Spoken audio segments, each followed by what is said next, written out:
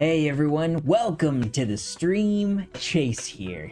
Thank you guys so much for being here, and welcome to the very first episode of Everything and In Between.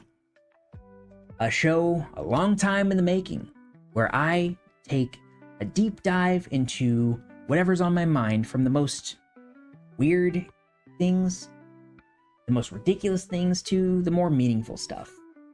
No two episodes are ever going to be the same, so one may be about musicals, another may be about flying anxiety, one might be about writing music, one might be about your favorite characters and, TV shows, things like that. If it lights a spark in me, chances are we're going to do a deep dive into it. And today, we're starting off this wonderful series of shows. We're starting off with something near and dear to my heart, something that's funny, meaningful, it'll make you laugh, it'll make you cry, and that is Hamilton, a musical by Lin Manuel-Miranda, a Broadway masterpiece, I dare say. And this stream isn't just for fun either. I'm actually using it to support a cause that I really care about, which is the Hispanic Federation, which fights for immigrants' rights across the US.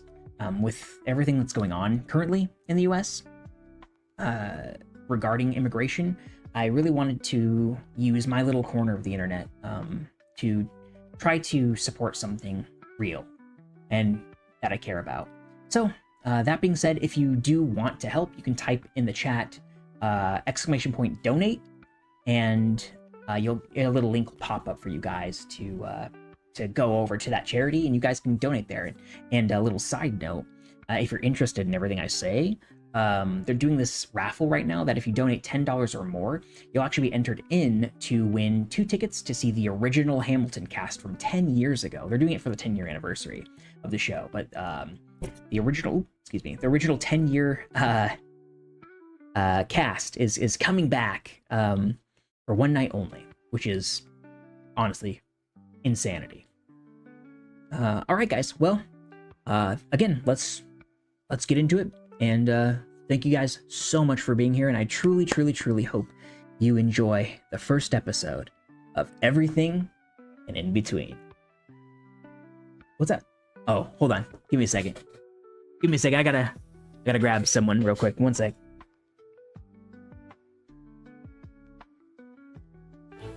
Oh, hello, my darling little rebels and would-be peasants.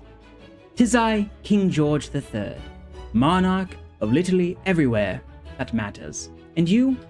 Well, you are the poor souls who tried so desperately to break up with me.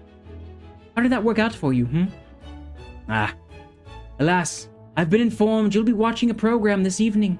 A show, if you will. Something called, Everything and In Between, I believe. How appropriately vague. Just like your political systems. So, sit back, pour yourself a nice cup of tea, and enjoy the show. And if those thoughts of independence creep in again, just know I will send a fully armed battalion to remind you of my love. That's all for now.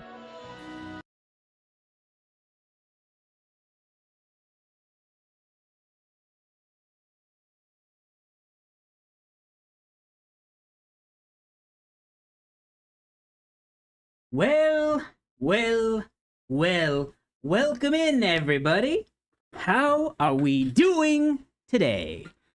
Welcome in. I forgot I had that open. That's kind of cringe on my part. Welcome in, everybody. How are you guys doing? Hope you guys are doing well.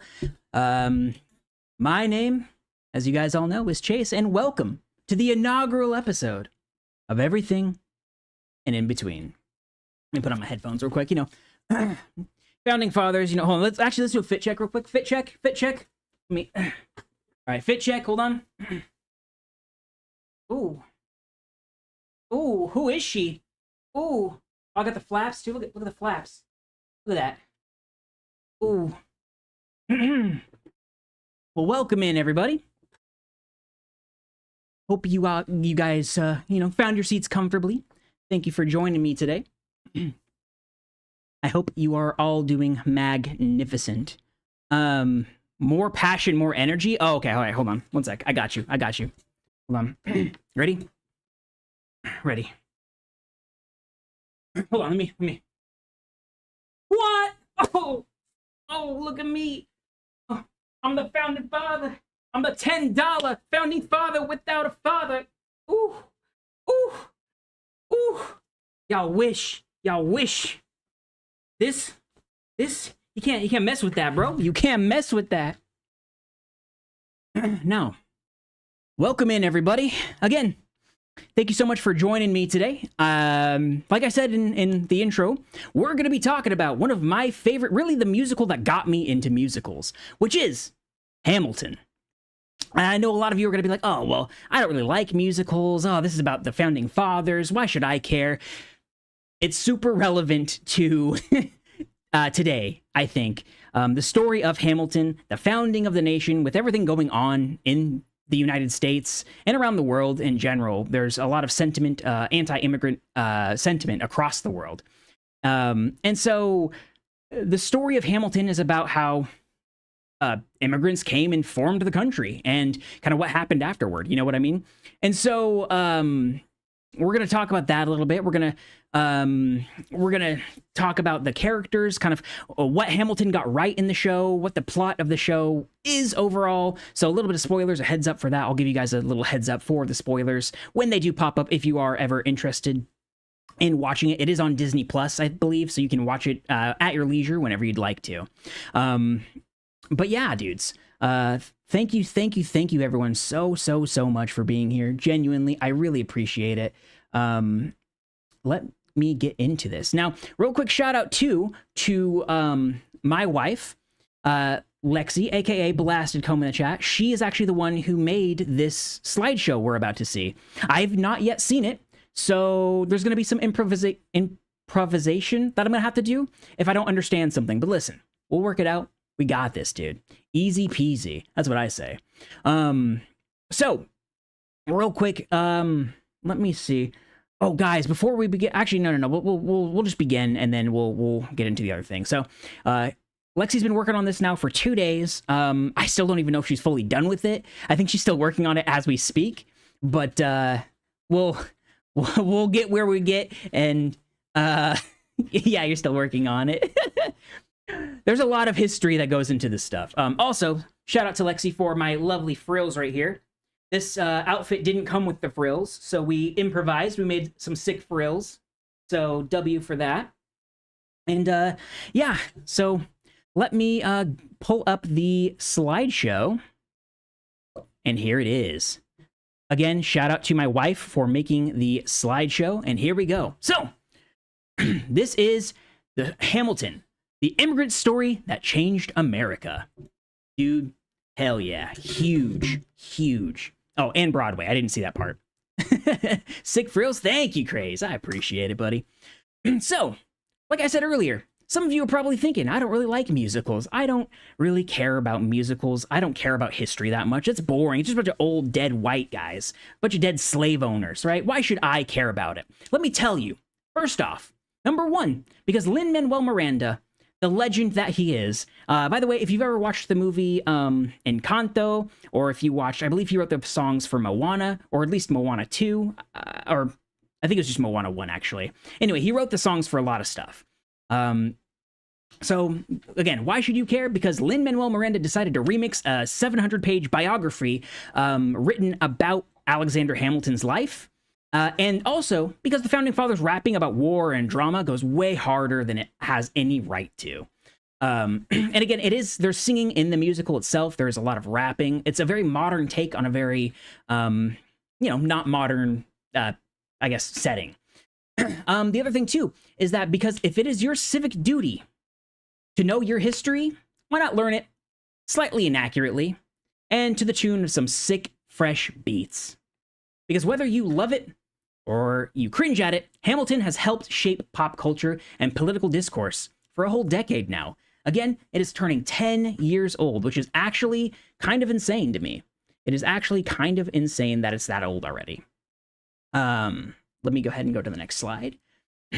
Oh, dude, look at the animations. Hell yeah, huge, huge. I definitely should have put on some background music, but that's all right. Listen, yeah, Hamilton came out 10 years ago. It turns 10 this year. Again, if you heard the intro that I definitely did live, I definitely didn't pre-record that. Well, Doom, you're about to learn all about Hamilton and why you should do it. Put on music, you're going too fast. Okay, I got you. Hold on. I'm not gonna I can't put on actual Hamilton because Disney owns the rights to that, and they don't fuck around with that stuff. So let's just do some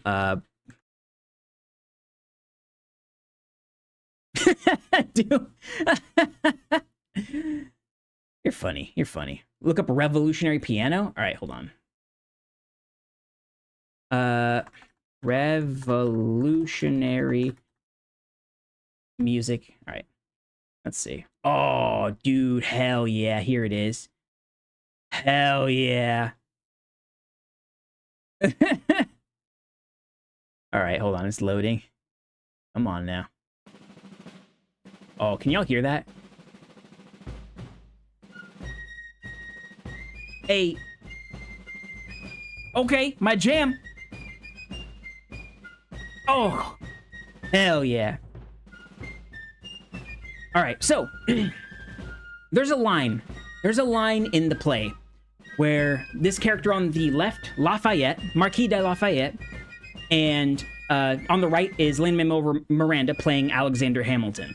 If you didn't know, Hamilton is not from the United States, or the colonies at this point. Marquis de Lafayette is a French, I believe he's like an ambassador to the colonies. He helps out the colonies, basically. Anyway, there's a part in this this musical where they say the song "Immigrants, we get the job done," and then they, you know, clap, just like this. So, again, let's talk about it. When Lafayette and Hamilton say the line, the crowd typically goes insane on that part, and it's not just a flex because it's a fact. Hamilton comes from the Caribbean with nothing and helped build the country that we live in today. Well, maybe not all of us, but myself, I live in. Lin Manuel-Miranda is a proud Puerto Rican, and he made sure to hit that moment like a mic drop.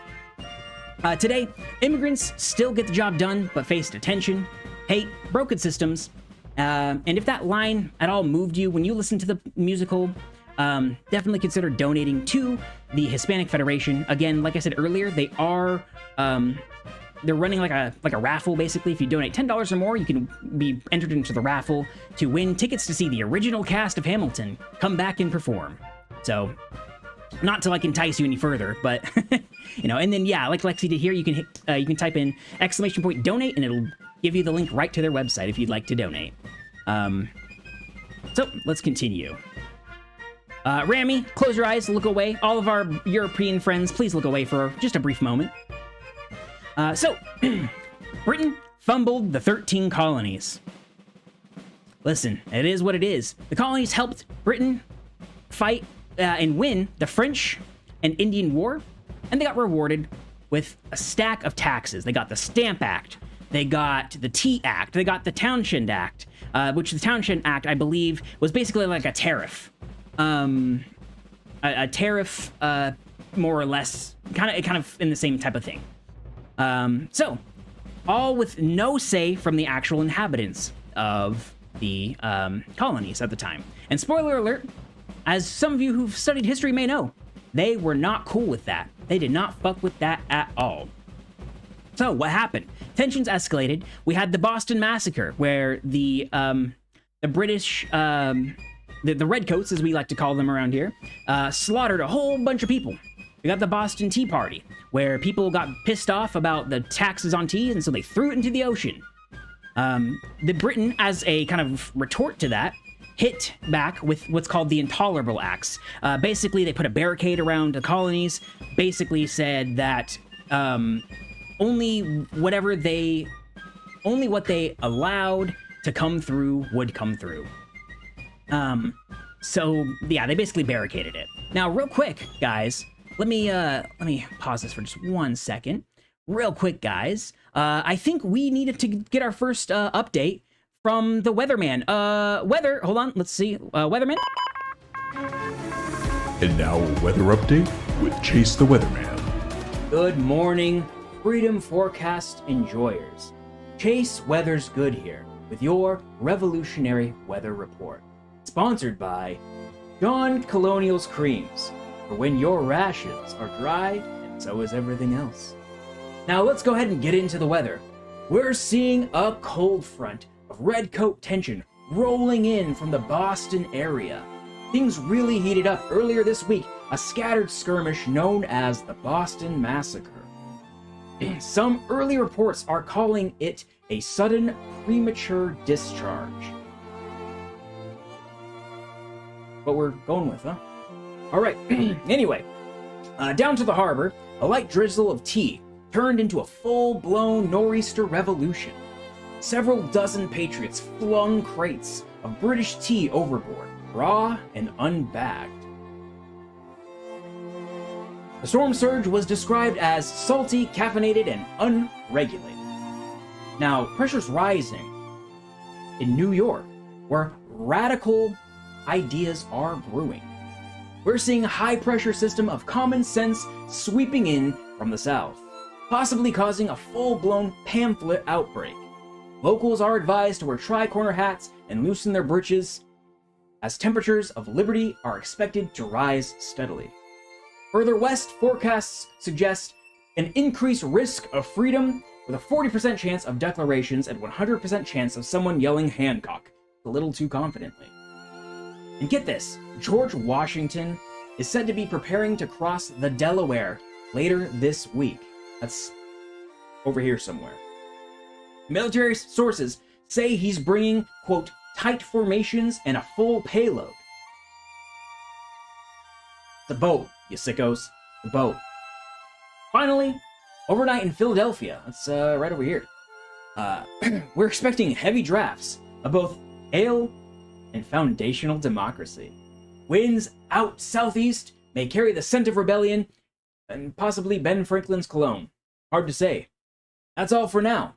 Stay dry, stay defiant, and if you're feeling a little under the liberty, consult your herbalist. Now, back to you, Chase. All right, well, thank you, Chase, for the update. Give it up for Chase Weather's Good, everyone. Thank you so much, Chase Weather's Good. I appreciate you, buddy. Thank you so much. We'll check in with you a little bit later again as we continue our thing here. So yeah, basically, we had the colonies, and Britain kind of fucked the colonies up, right? Also, hi, Mom. I saw you earlier. I couldn't talk, but hi. I saw you said I look like the uncle we don't talk about. Listen, I don't know what you're talking about. That wasn't me, by the way. That was Chase Weather's Good. Different Chase. Anyway. Yeah, so things were getting bad with the colonies. Things were getting pretty rough. Let me turn this back on. There we go. Beautiful. All right, so let us continue with our lovely little presentation here. So, by 1775, the first shots were fired. By the way, none of this is actually in Hamilton. I'm just giving you the context for what's actually happened to build up to Hamilton. All right? So none of this is actually in, this is all prior to, but this is all just kind of context, all right? Anyway. The PowerPoints get rough toward the end. No, you're fine, you're fine. So, by 1775, the first shots were fired at Lexington and Concord. The colonies were done asking nicely. And you know what happened? Revolution mode was activated. It looked just like that, too. Washington was in the car with his flag. He was driving a Dodge Challenger, it looks like, right at the Redcoats. This is accurate, lore-accurate George Washington. Basically, we asked for a seat at the table, and England handed us a bill. Every colonist basically said that. Every colonist that's ever existed, that's what they said. So, let us continue. All right, 1776, New York City. That's a line from the musical, guys. New York City was feral. The Brits were technically in charge, but the revolutionaries were like, okay, but what if no? Newspapers were unhinged, everyone was beefing. Then the declaration dropped and New York said, okay, bet. And tore down King George's statue and melted it to turn into weapons. Which, honestly, iconic. Absolutely iconic thing to do. Holds back Hamilton. Yes, we have a Hamilton fan. Yes. Yes, Chels. Yes. So, Britain pulled up with like 30,000 troops and was like, say that again, bro. It was like, you did what now? What happened? And the Continental Army broke. It was sleep deprived, and they were camping out in Lower Manhattan. They had to eat their horses. There was fires, there were spies, there was betrayal. As it says in here, just vibes and trauma. That's basically all that it was. The city was full of tension, smoke, and people who definitely had lice. Pretty gnarly stuff. Pretty gnarly stuff. Now, let's go to the next one here. Now, let's introduce our main character, the man, the myth, the absolute legend, Alexander motherfucking Hamilton. Also, hi, Bunny. What's up? Welcome to the episode. So, he is called many things in the musical. It's actually funny. The very first song, the very first, that's funny. The very first lyrics of the musical, if you've never actually heard it, is how does a bastard, orphan, son of a whore, literally the first couple of words in the musical. So, he was born broke. He wrote one absolute banger of a letter and got yeeted to New York and started drama instantaneously. That's just the kind of guy he was. He went to King's College, which was now we call it Columbia, where he dropped political essays like they were his mixtapes. He was like, check out my mixtape. Boom, boom, boom, boom, crumpling up and throwing them at people, right? He was that guy in like your group projects who takes over, but like low-key slays the entire project, all right? So, you know, he was a smart guy, very, very well written. His father died, or no, his father disappeared. His mother died when he was very young. He worked for his mother's landlord for a long time, bartering and trading, writing, and eventually got his way to the colonies, just in time for the American Revolution. Goblin, welcome in, my friend. Welcome in. So, as it says in the upper right corner here, there will be a revolution in this century. Bro, again, Chels, if you're a Familton, you know the word. There will be a revolution in this century. And to me, he says in parentheses. Right? It's down here in parentheses. It's down there in parentheses. You see it. You see it. Anyway, so he became Washington's favorite. He wrote 10,000 letters, begged him to fight, and finally, he did. Instantly iconic, as it says on here. Instantly iconic. He wrote all day, all night, almost as if he was running out of time. And spoiler alert, guys, he was. It's not much of a spoiler to kind of let you guys know that, is in the very first song of Hamilton. The very first song ends with him basically, a character we'll get to in a minute called Aaron Burr talking about how he's the fool that shot Hamilton. And we'll get to that a little bit later, but that's the way that the musical ends. Again, not much of a spoiler there because they say it in the very first song. Hamilton dies at the end.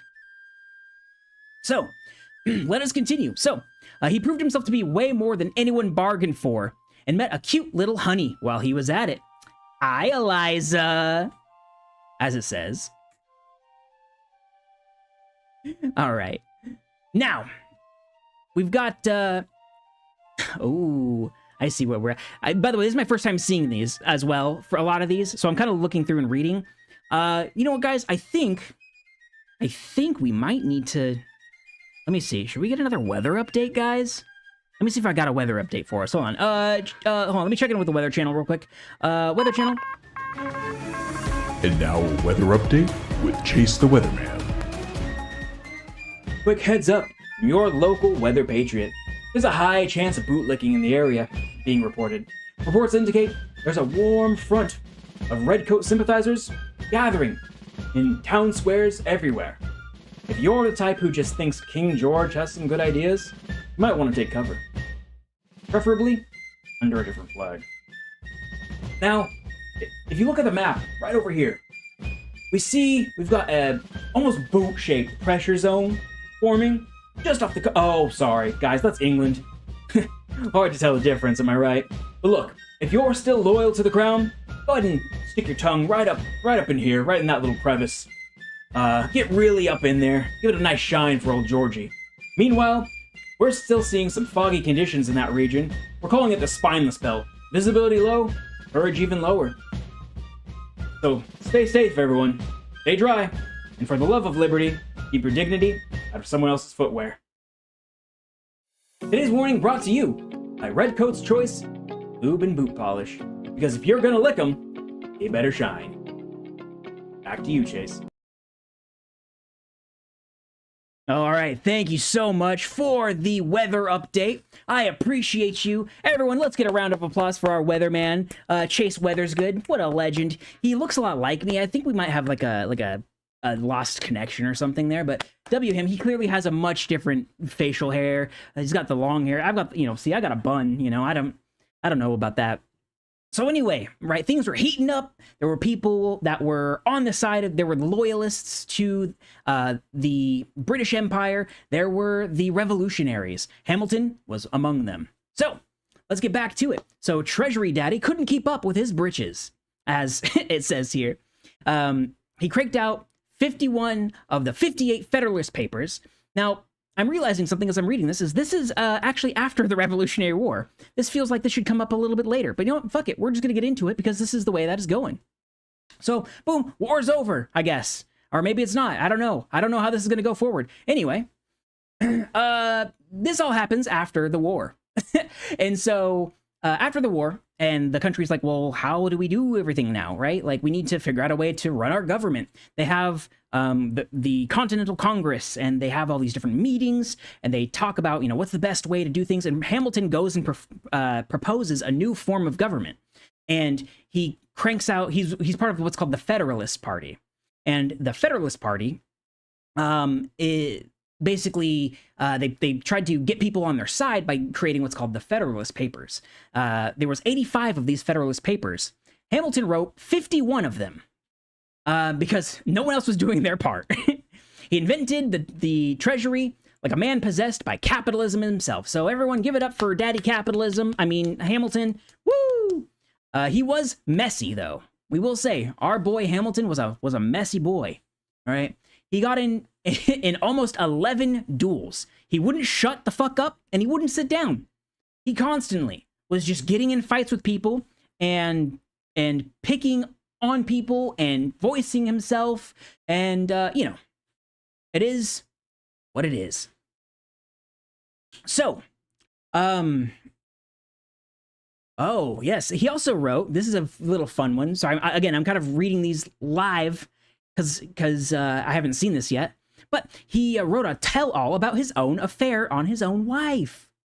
No one asked. No one asked him to do that. He just did it. And it was called the Reynolds Pamphlet. He published it for everyone to read about how he cheated on his wife and banged this other woman, Maria Reynolds.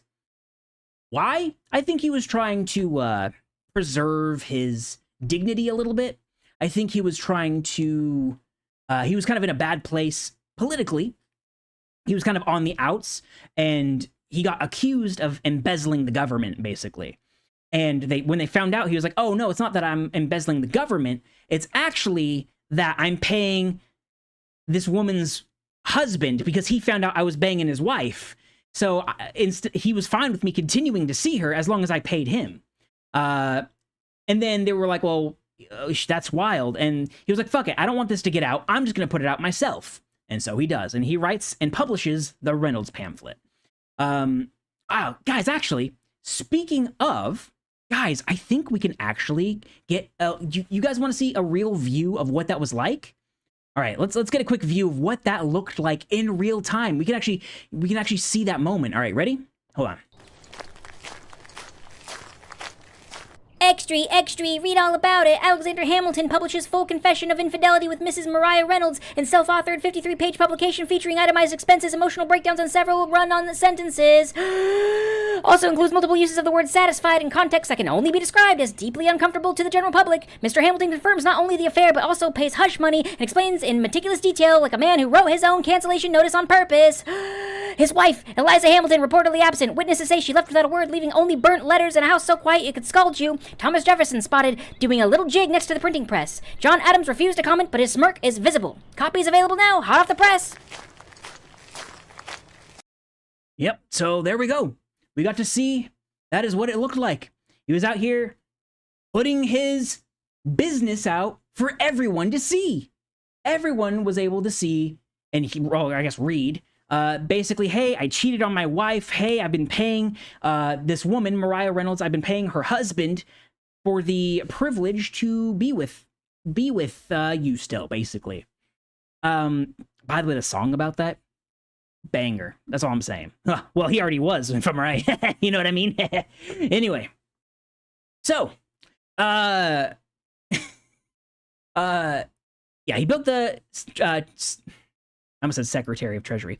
He was the Secretary of Treasury, but he built the Treasury, sure, but he also built a reputation as one of the most chaotic men in early U.S. politics. All right, let's go to the next, oh shit, hold on. Let me turn back on the music. I'd be forgetting sometimes that, that it doesn't turn on automatically.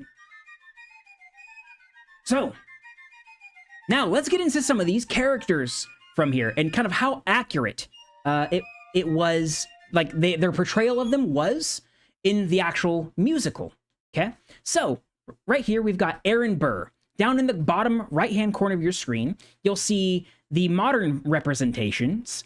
Right behind them are the actual, I guess, historically accurate renditions of Hamilton and Burr.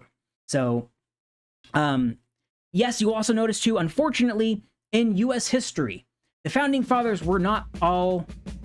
That scared me. The Founding Fathers were not all beautiful-voiced, racially ambiguous singers. Unfortunately, as much as I would like that to be the case. They were, in fact, a bunch of old white guys. But, as you see in front of it, one thing that I do really appreciate with Hamilton that Lin Manuel-Miranda actively did, and he's talked about, is that he made Hamilton, and he always wanted to cast it as a way of what America looks like currently. Not what it looked like then, but what it looks like now. This mixing pot of different races, of different beliefs, of different, everything. Just a big mixing pot. So, again, down there in the bottom right-hand corner, we've got, I believe his name is Leslie Odom Jr., who plays Aaron Burr. Absolutely amazing singer. Next to him is Alexander Hamilton, a.k.a. the man who wrote the musical, Lin Manuel-Miranda, the legend. So, let's get into Aaron Burr. So it looks like the accuracy for Aaron Burr on this was rated a 4 out of 5. So it looks like they got pretty close to him overall. So who was he?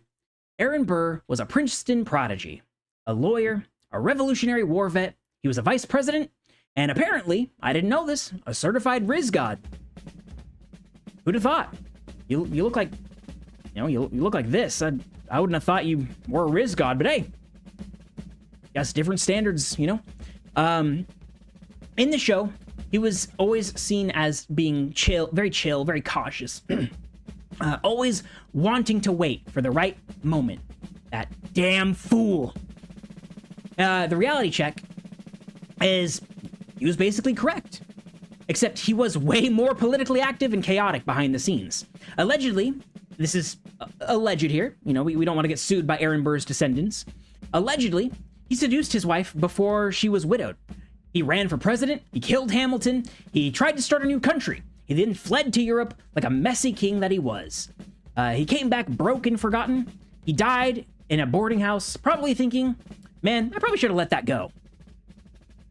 Another little fun fact about him too, his daughter Theodosia was named after her mother, Theodosia. Theodosia, this is kind of another little thing that you learn in the musical, is that Theodosia was married to a British officer during the Revolutionary War, and she was secretly seeing Alexander Hamilton, or excuse me, not Hamilton, she was secretly seeing Aaron Burr.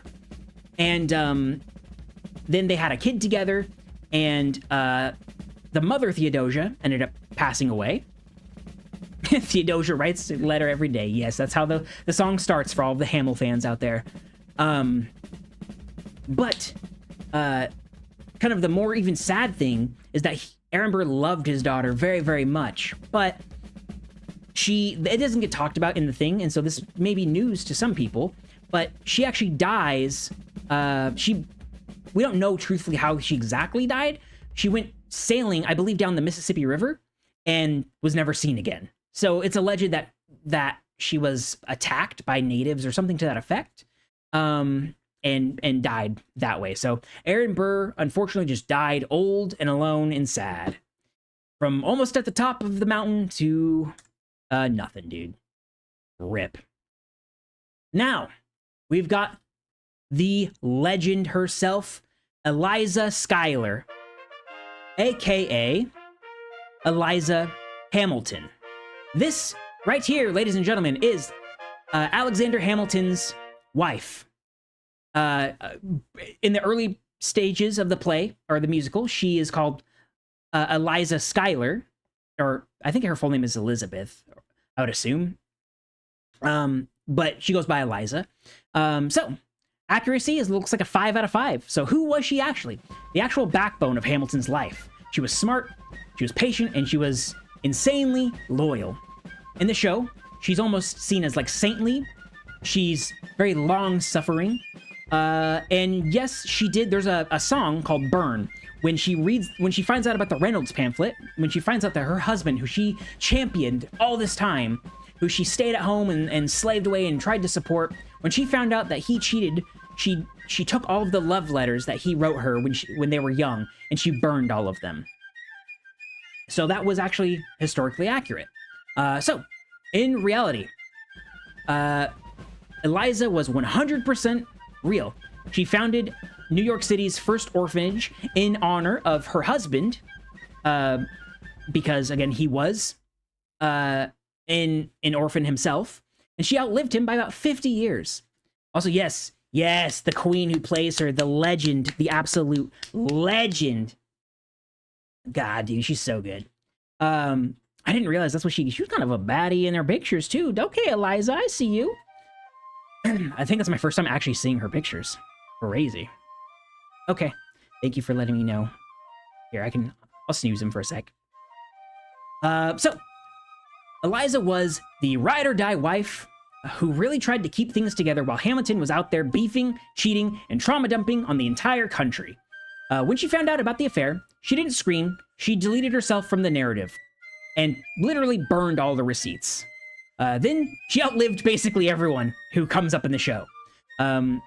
She opened an orphanage and then became the founding mother of New York City. She was quiet. She was a quiet girl. I can tell my wife wrote these. Big quiet girl aesthetic with final girl energy. She died at the ripe age of 97 years old. Unbothered, legendary, and canonically above all the drama. Eliza, maybe not so helpless after all. And again, for those who have not seen the musical, the reason we're calling her helpless is her introductory, or one of her introductory kind of big moments. She has a song called Helpless, where she sees Alexander across the ballroom, and she's kind of like awestruck by him, and she talks about how helpless she feels in that moment by being so awestruck. All right, moving along. Next, we've got Angelica, which is Angelica Schuyler is the sister of one of the sisters of Eliza. Now, historical accuracy looks like it's about a 2 out of 5. And let's go ahead and get into it. So, who was she? She was a sharp-tongued woman, married, worldly. She wrote very spicy letters. In the show, she's witty, she's flirty, and she's caught in a love triangle. Now, you might be asking, a love triangle with who? Why, with her sister and Alexander. That's right, she was in a love triangle with her own sister, allegedly. And I mean, it's kind of like not a real big thing. It's like will they, won't they kind of energy, you know? There's definitely like this tension between them, but nothing like officially really happens as far as I'm aware. I mean, again, I'm about to read this, so we might be wrong. But nothing happens in the actual show, yeah, there is a line in the musical where they're talking about, where Eliza and Angelica are talking to each other, and there's a line that's said, and that's the line that Lexi just put in chat, which is, I'm just saying if you really love him, you would share him. I'm just saying if you really love me, you would share him. So, again, there's kind of this weird love triangle between them. So, reality check is she was already married when she met Alex. There was no triangle between them, just a little bit of sexual tension. So, the three Schuyler sisters. They're an iconic trio. You can see their picture. Well, all over the place, really. Down there at the bottom, you've got them over on the right. This is the cast of Hamilton, the original cast. We've also got behind them their historical representation. Peggy on the right over there, looking a little rough. Looked like she has a little bit of a crazy hair day. Whenever this drawing was done of her, she's just got a little bit of crazy hair. You know, it happens to the best of us. So,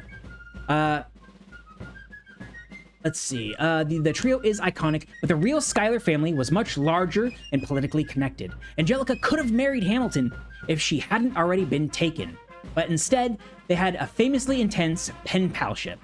She never cheated, but she stayed lodged in Alexander's brain for years. And that's true. They talk about it. There's a lot of times, even when Eliza and Alexander are married for years and years and years, and they have children together. They'll mention times in the actual musical where they write back and forth to each other, and like Alexander will call her my dearest and stuff like that, which, you know, back in the 1700s, that's basically like, bro, you better have a condom in your back pocket, bro. You're gonna get her pregnant. What are you doing? Right? So things were a little spicy. Now, Angelica died in New York, elegant and unbothered, while the internet still debates whether she was real in the actual love story. You know, who's to say? Who's to say? And thanks to Hamilton, she'll always be the sister who told Thomas Jefferson to include women in the sequel. Work. And again, that is a quote. Oh, let me do that better. Let me do a quick snippet from the musical itself. And if I ever meet Thomas Jefferson, I'm gonna tell him to include women in the sequel. Work. There you go. That was my moment from the musical. Disney, please don't sue me. Thank you. Let's see. I'm trying to think here. You know what? I think we need another weather update. Guys. Let me go ahead and check in real quick with the Weather Channel. And now a weather update with Chase the Weatherman.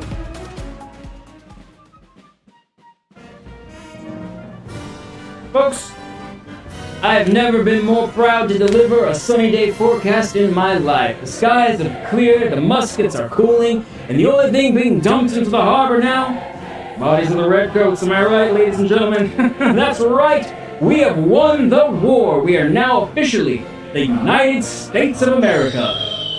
Freedom is rolling in like a warm breeze off the Chesapeake Bay. Expect liberty gusts of up to 76 miles per hour.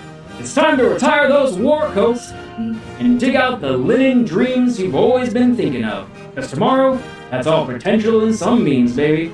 And it's just in time, too. Sorry, I'm a little drunk. Just in time, too. We're all out of petticoats. Victory brought to you by Democratic Republican line of home goods. Now featuring anti-king mattress, firm, independent, and doesn't let you roll to the right. Get yours before Adams declares unconstitutional. Back to you, Shane. All right, thank you so much. Thank you so much, dude. Thank you for the update. America, hell yeah, hell yeah. Exactly. Let me start the music back up again. All right, so we'll check in. I think I got a couple more check-ins with Weather Boy over there. But let's continue. So we've kind of talked about a couple of big main players overall, right? We've talked about Aaron Burr, how he was actually a lot more insane in his real life than he was actually portrayed in the musical. He did a lot more in life than what is shown in the musical. He's kind of portrayed as this, like, to me, a lot of people view him as like the villain of Hamilton. I think he's just another he's like another side of Hamilton. He's kind of the total opposite, right? Hamilton rushes in. He breaks down the door and he says, "Hey, I'm gonna make America work, bitch!" And he bitch slaps everyone, right? Aaron Burr was a lot more like, I'm gonna watch, I'm gonna wait, and I'm gonna be level-headed about this. And that, I think, is where a lot of their tension came from, ultimately. So, let's continue on to the next part here. Oh man, we got the revolutionary men, the lads themselves. These fine gentlemen are really the pillars of the musical Hamilton. So, we've got Hercules Mulligan, we've got John Lorenz, and we've got Marquis de Lafayette. These were Hamilton's best friends, who he meets very early on in the musical. I think in the third song, he meets them all. So let's go through them one by one. So Hercules Mulligan was literally a tailor spy. So he created clothing and he would be a spy. He would spy on the officers when he was doing their clothing, basically. You know, I know that that's a lyric. People that haven't seen the musical are going to be very confused by that, what Lexi just said in chat. So she just said, hard to have intercourse over 4 sets of corsets. That's, again, from the musical.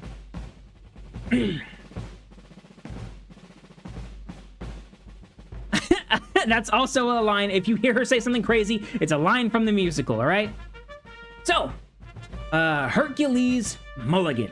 He was a spy. He eavesdropped on the British officers while ensuring their inseams, and then passed the info along to none other than George Washington himself. He was street smart, he was loyal, and fully that dude. He was that guy.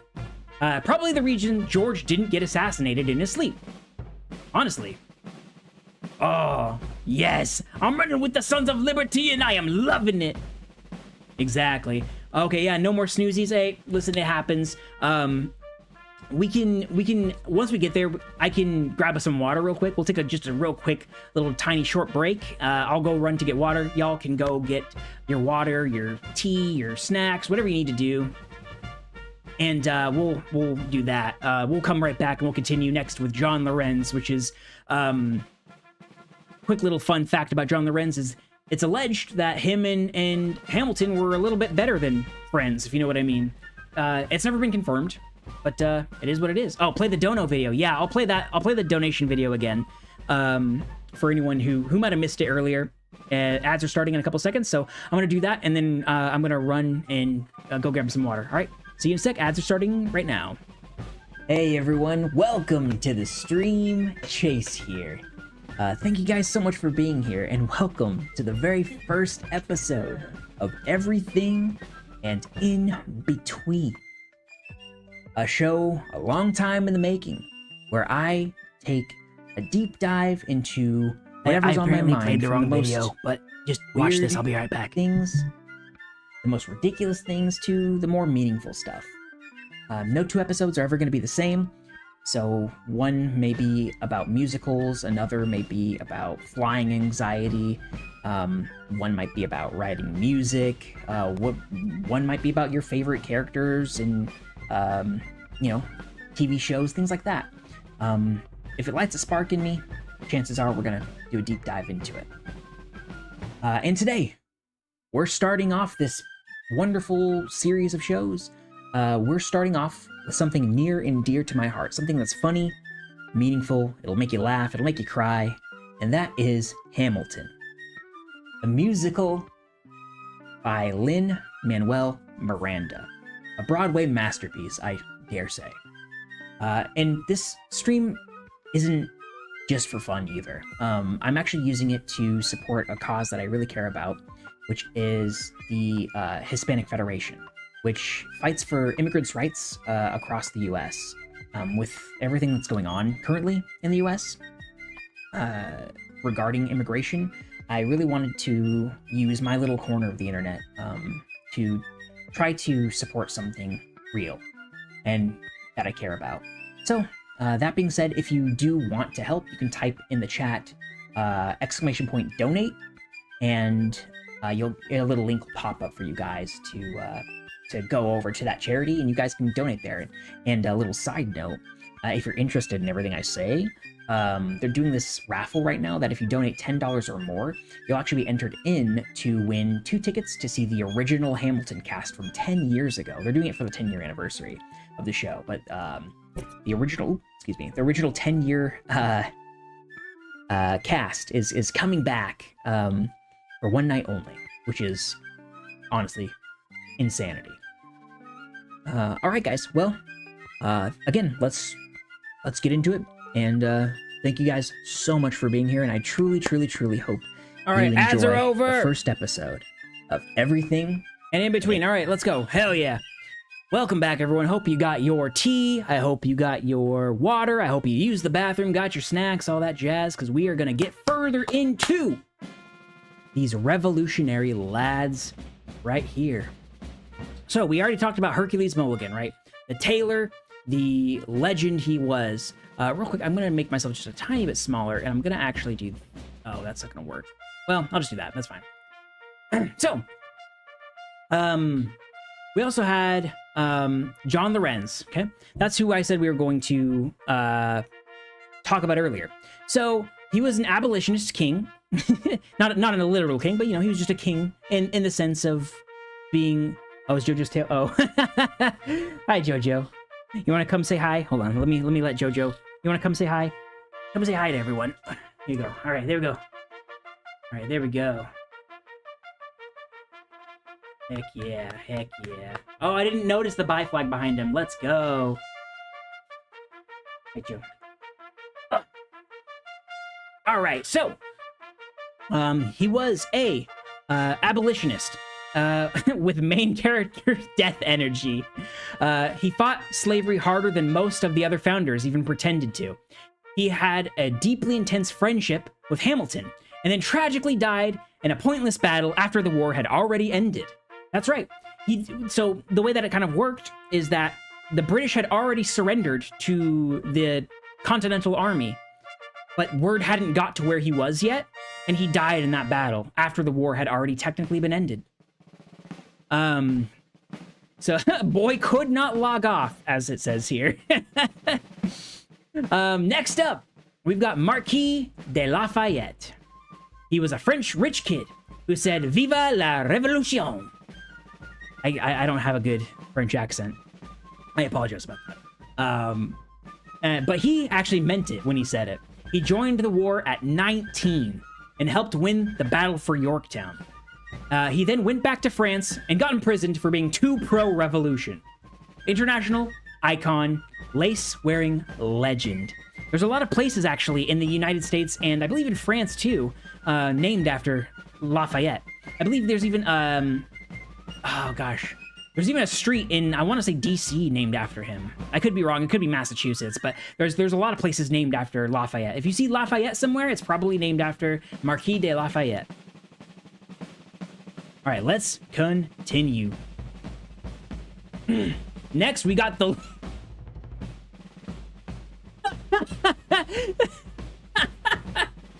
I love that picture of Washington. Hold on. Hold on. Wait a minute. Hold on. Give me a second. I'm just gonna do full screen like that. I'm gonna put me... Let's... Oh, shit. Let's just put me up here in the corner or something. Or... maybe make me just real small. Yeah, we'll just chill over here. All right, sick. So, I love the one of him power bombing the red coat. So, here comes a general. Who he was? He was the general of the Continental Army. He was the first president. He was scary calm. He did have anxiety though, and he had fake teeth. In the show, he was a wise mentor with God-tier dad energy. And the reality check of it all, it was true. Everything about him. 5 out of 5 stars accuracy. Yes, this is a good slide. W to my wife, Blasted Comb, for making this. Thank you, thank you. So, okay, but get this. Washington had major do not perceive me energy.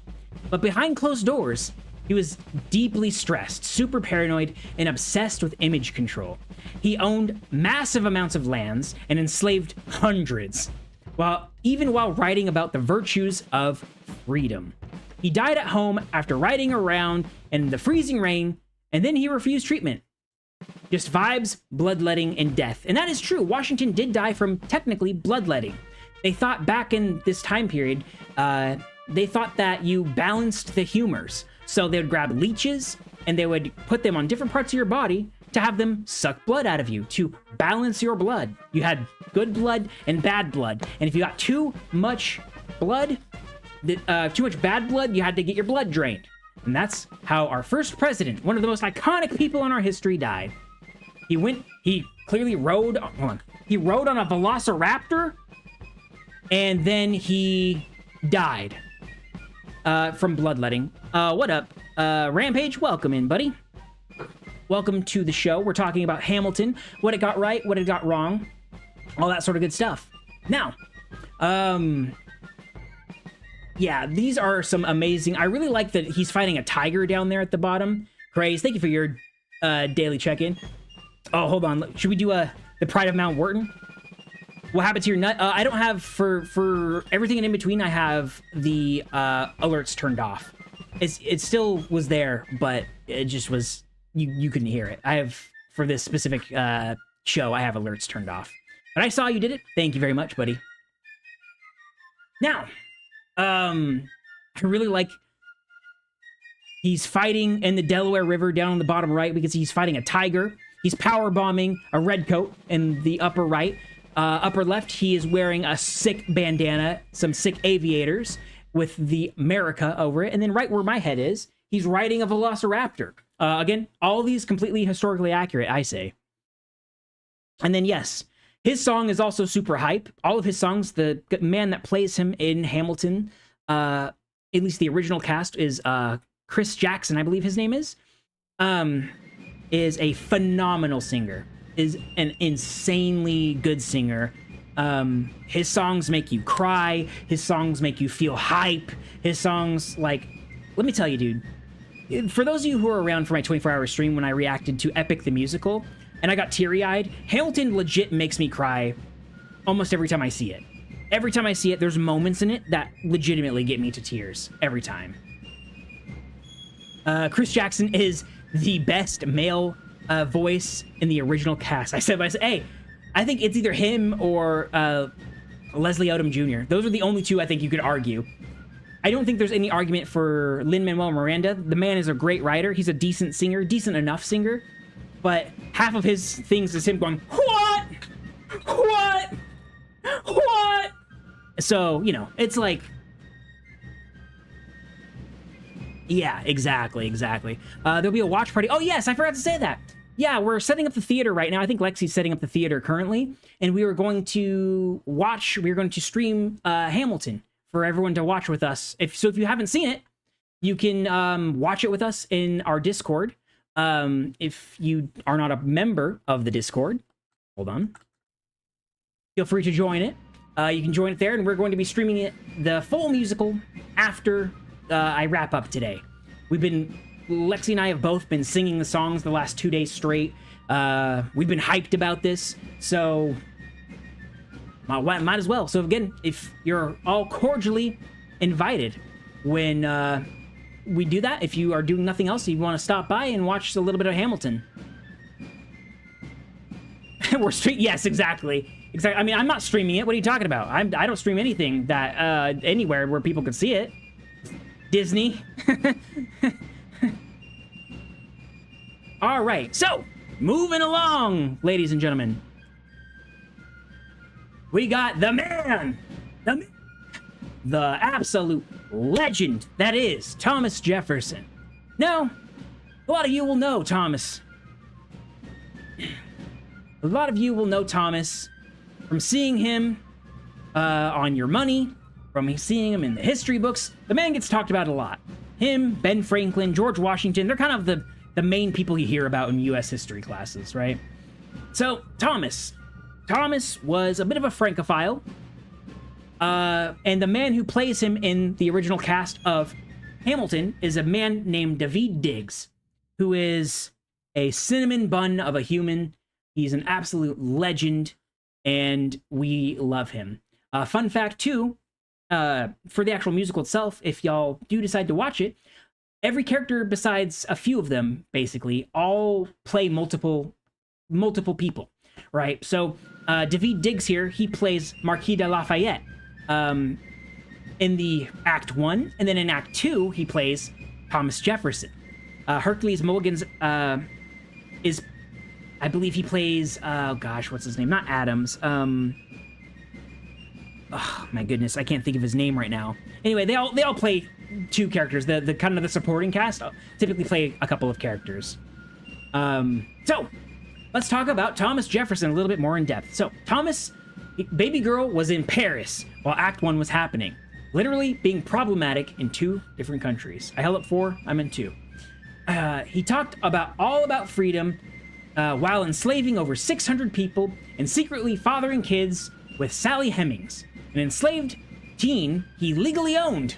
He died on the 4th of July, the same day as John Adams, because of course he made his death poetic.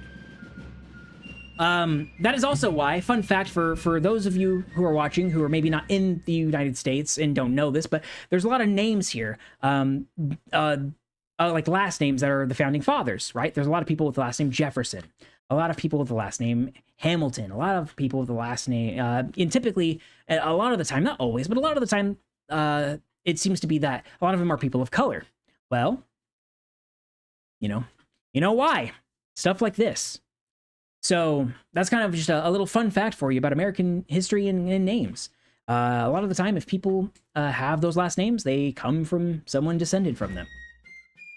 There's actually this really funny Key and Peele skit where it's like an Ancestry.com thing, and it's like, it shows this white guy, and it's like, I'm related to, this, George Washington, and this person, and King Charlemagne, and all these different things, and then it goes to a black person, and it's like, oh my god, I'm related to Thomas Jefferson, and then it cuts to another person, and a couple of other white people, and then it cuts back to a different black person, it's like, I can't believe it, I'm related to Thomas Jefferson, and then the trend keeps continuing, and then at the very end, they get all of the people to say who they're related to in one big shot, and it's overwhelmingly just people going, Thomas Jefferson!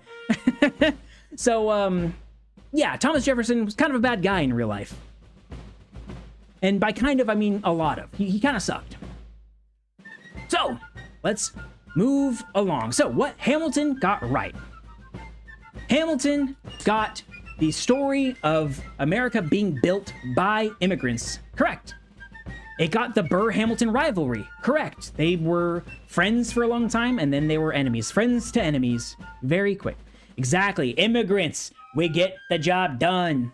They got the duel right. The duel where Hamilton is killed by Burr. They got that right. Eliza's post-war impact. They got that as well. Yorktown. The win in Yorktown. They got that right. All the cabinet drama, minus the beatboxing, they all got that right. What Hamilton got a little bit creative with. Angelica was not single. Jefferson wasn't even in the country, which I think we already said that earlier, and I don't think it was ever really mentioned that he was. So that might be a little bit, whatever.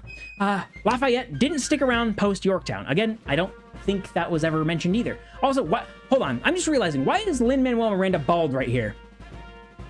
Did you make him bald? Did you make Hamilton bald?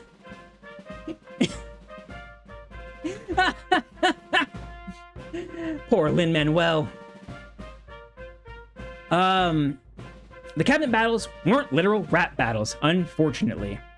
The Reynolds affair was a little bit exaggerated, but it was real. She didn't have enough time to give him hair. Exactly.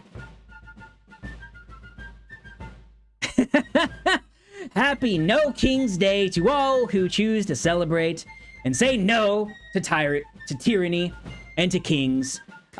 This was made by my wife, Blasted Comb, aka Lexi, and it was made very fast, and she was very tired. Everyone give her a round of applause. W's in the chat for Lexi for this presentation.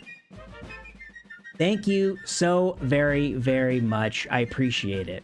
All right, gents. Well, let me get up a little bit. Now, I do think we do need a couple more, I do think we need a couple more updates from our fun little weatherman. Let me see if we got any more updates from the weather boy. Real quick, let's take a look. Weather boy. And now a weather update with Chase the Weatherman. Oh, real quick before it goes, this one is post. Again, a little bit of a spoiler alert, but it's historical, so it's not much of a spoiler. But Philip Hamilton is the firstborn son of Alexander Hamilton.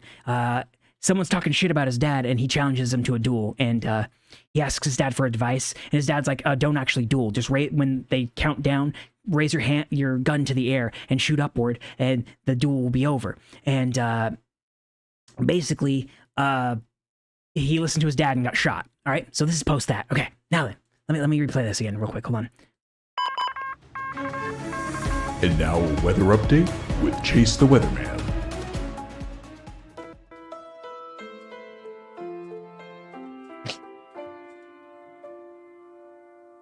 This is Chase Weather's Good with a very different kind of report today. We've got a deep cold front moving in, heavy clouds with grief over the tragic loss of a bright young voice, Philip, very son of our own Alexander Hamilton. He is no longer with us. He was a poet, dreamer, and a very poor duelist. You might say this forecast is full of rhyme for no reason. Expect gray skies and sudden bursts of tears. If you're heading out, bring an umbrella, maybe two. One for the weather, one for your tears. We expect heavy rainfall throughout the week as the city mourns the boy who once said, "My name is Philip. I'm a poet. I wrote this down just to show it. Rest easy, Philip." This report was sponsored by Angelica's Grief Candles, hand-poured wax and sorrow candles. Available in scents like Dual Smoke, Broken Quill, and What Could Have Been. Burn responsibly. All right, thank you so much for that, buddy. I appreciate it. All right. The change-up was hard. I don't know what you're talking about. He's just trying to get paid, all right? He's got sponsorship deals he has to worry about. He has to do that. Now, we're at the portion of the show where I think we need to do a little bit of like a, what I would call like a Q&A question. All right, so Q&A, anyone got any questions? Oh, it looks like I see in the chat here, we got a question here from, let me see. I write rhymes, not checks. It says, do you think Burr was actually the villain, or is this just another case of history is written by the loudest guy in the room? Yeah, I think that Burr was just a very ambitious man, and I think that he did what he had to do to try to, what he felt like he had to do to move ahead, at least in the musical. Thank you so much for the question there. Next question. All right, we got King George 3 in the streets, King George 1 in the sheets, okay? It says, why didn't Eliza throw the whole man away after page 2 of the pamphlet? Like, girl, be serious. Hey, you're telling me. I what are you gonna do? You know, what are you gonna do? The heart wants what it wants, and unfortunately, she wanted a man who was gonna cheat on her, I guess. Sir, what are your all right? We got a message here from looks like Krazi. All right, Krazi, what's your question? Sir, what are your thoughts on the current tea prices? The tea prices are too damn high. I think we need to bring them down. I think we do need to start, you know, going back to our roots and throwing tea back into the harbors of random lakes, of rivers. I think we need to really get it. Now, if you're asking me what kind of tea, I think that Earl Grey should be the first to go. It's the worst of all of them, followed by any sort of black tea. Leave the green tea, though. I do actually enjoy green teas. So let's see. What is the next question? Why should a man cross the sea be in charge of the price of tea? I mean, couldn't have said it better myself. All right, next question we got. This is from, it looks like, Bootlicking Boot 69. Okay, interesting name. It says, was George Washington actually cool, or did he just have main character energy and weird teeth? Based upon my research, which was not that extensive outside of the musical, he seemed like a pretty cool dude. According to my wife's research, he was also a cool dude. So, you know, sounds like he was just a guy with a little bit of anxiety. You know, who doesn't have that, you know? Unfortunately, he didn't live in a time with you know, modern medicine. He didn't have a therapist, you know? Everyone should have a good therapist, and unfortunately, he didn't. My research, he was a shitty guy. Fuck George Washington. All right, listen, well, he was cool to most people unless you were a slave, and then he was, you know... next question, all right. Let's see. Next question is from Lafayette, but make it Frenchier. It says, which founding father do you think would survive in a modern group chat, and which one would get blocked immediately? I think that Alexander Hamilton would be muted instantly. I think that, you know, he talked a lot of shit. That was kind of his, like, main thing, is that he talked shit. It was him just going, what? You suck? What? Yeah, I'm not faithful. So, you know, smart guy, but morally a bit skewed, I would say. As for who would kind of do the best, I think that Thomas Jefferson was a master manipulator. I think that he would do really well. Oh, we got a question from Twitch from Blasted Comb. It says, what's your favorite song in Hamilton? That's a really tough... I mean, that's like saying, what's your favorite child? I think that My Shot is probably my favorite. It's the third song in the musical. There's a lot of really good ones to pick from. I would say any song from The King is really, really good. But I think that Washington... I don't know, man. It's tough. What character do you identify with the most? Probably Aaron Burr, because I don't like to be confrontational. I like to watch and wait and not do stuff. But unlike him, I don't actually do stuff. I just say, I'm going to watch and I'm going to wait. And then I don't. Question from Twitch from Rami. Now, what's your least favorite song in Hamilton? My least favorite song is a... My least favorite song. My least favorite song is probably... let me look. Hold on. Give me a second. Let me see. Probably... There's a song called Skylar Defeated. It's in the second act. It's okay. There's a song called Your Obedient Servant. That's okay. The Election of 1800. It's okay. Oh, there's a song called Hurricane. Which, speaking of, guys, speaking of hurricanes, let's get our last update. Speaking of hurricanes, right? That's weather related. Let's get one final update from our man in the chair. Well, he's in the studio. Chase Weather's good. You got any more updates for us, buddy? And now a weather update with Chase the Weatherman. Ladies and gentlemen, there is a storm coming. Out of rain, out of wind. Consequences. Air pressure is dropping fast around one central figure. Some say he rode his way in, and he may just ride his way out. Others say you can't rebuild when everything around you collapses. This is more than weather, ladies and gentlemen. This is a man's entire life caught in the eye of this hurricane. And the debris reputation, family, legacy. Buckle up, folks. Whether you're a founding father or just caught in the aftermath, it's gonna be one hell of a storm.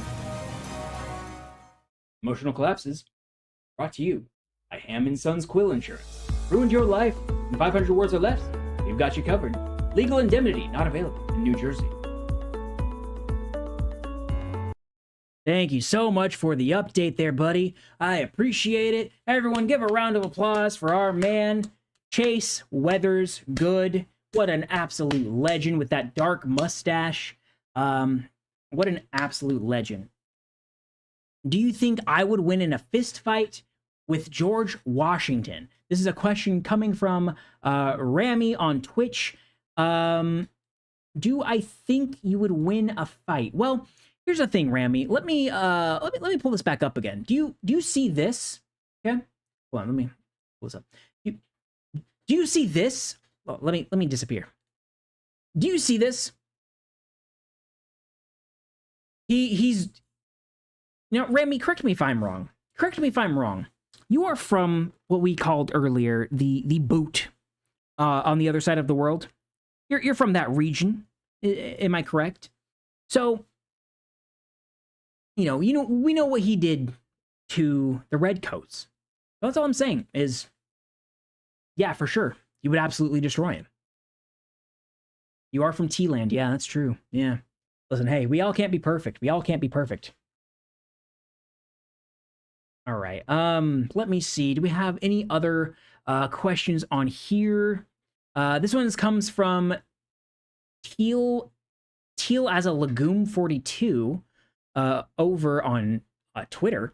It says, be honest, if Hamilton had Twitter, how fast would he have been ratioed after posting the Reynolds pamphlet? Instantly. He would get instantly ratioed into oblivion. I mean, I don't know what you want. It was a dumb move. It was a real dumb move to do that. I don't know why he did it. I mean, I get the idea behind it, but like, why did you do it? It doesn't make any sense. Next up, let's see. This is another question. This is actually from TikTok. This is My Shot Was a Drink over on TikTok. It says, do you think Hamilton would have lived longer if he just touched grass? Probably. The dude was a menace to society as a whole. We love him. We love to love him. We want to cheer for him, but he was a menace. So, all right. This is another question from TikTok. It looks like Aaron Burr, spelled B-R-R-R-R. Aaron Burr, Chili AF. Says, how are you gonna write like you're running out of time and then not even dodge a bullet? The crazy thing is he died in the exact same spot his son died. Where his son challenged that man to a duel and he lost, following his father's advice. Yeah, it was the same guns even. It was the same exact guns that were used in the same exact spot in New Jersey. And he got absolutely massacred there by Aaron Burr. Pretty rough. All right, next question over here. Welcome in, Tabby. Welcome in. So this is a question from Facebook of all places. That's bizarre. Okay. It says, real talk. Why were they all so horny and verbose in their letters? Well, I mean, they didn't have the internet. Like, what were they supposed to do? How are they supposed to get that out? Is it a little weird that Hamilton was out here in a love triangle with his sister-in-law and his sister? Yeah, that's a little weird. But they didn't do anything, so no harm, no foul, I guess, right? Well, I mean, Hamilton did something eventually, but not with her, so anyway. Let's move on. Shield, welcome in, buddy. How you doing? Next question is from Google reviews. Surprisingly, I didn't know you could write comments there. All right. It says, Skylar Stan 95. If Eliza can forgive Hamilton after that pamphlet, can I forgive my ex for stealing my cat?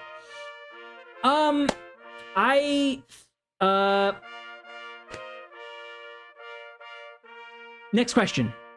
I don't think you can. I think you should find another man, to be honest. All right, we got another question over here on YouTube. It says, which founding father do you think would have had the worst Tinder bio? Well, I think that probably Hamilton, because I think he would just be too honest about it. Moving along, let's see. This is a question from TikTok again. It says, this is from user Lick the Stamp Then Send It. How many duels before you just admit you need therapy? Again, they didn't have therapy, Lick, if I can call you Lick. Yeah, I mean, Hamilton had a problem for sure. Thus those cheekeths doth got clappeth. I mean, yeah, exactly. 23, Hamilton rider profile. Oh, 23, Hamilton. I'm just like my country, young, scrappy, and hungry, and I'm not throwing away my shot. Yeah, it's true. It took 3 weeks to get 6 months. It took 3 weeks to 6 months to get a letter. You had to get all your shit. Listen, it makes sense to me. It makes sense to me. Next question we got here. This is from, Colonial Hot Gross. Colonial Hot Goss. Oh, like gossip. Okay.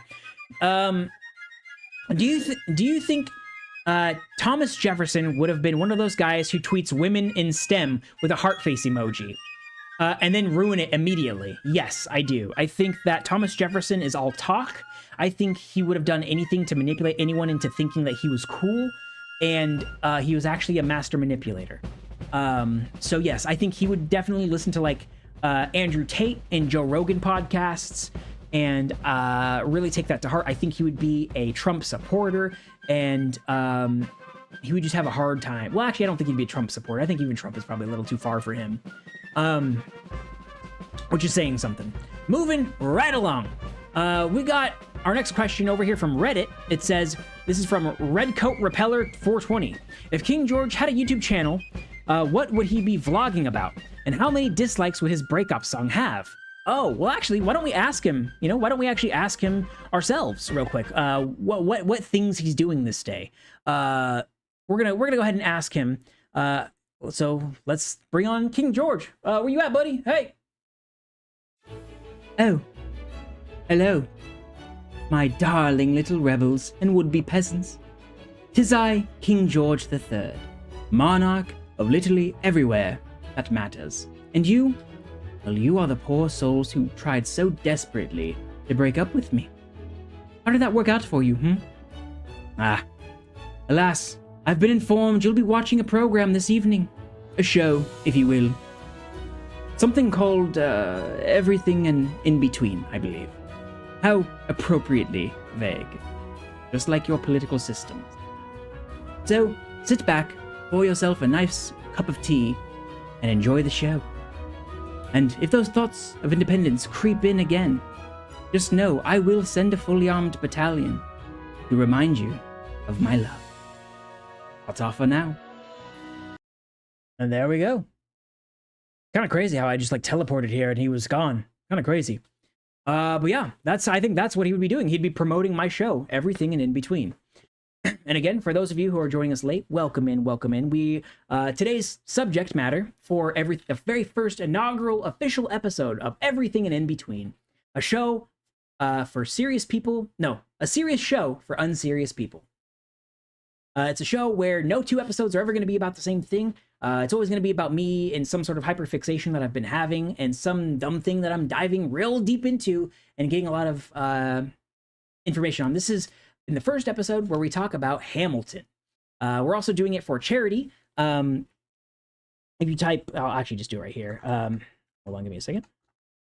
Oop, there we go. If you type donate into the chat, you can go straight to, there's a charity called the Hispanic Federation that is raising money currently to help out immigrants in the States, help them get their rights, and it goes even beyond that too.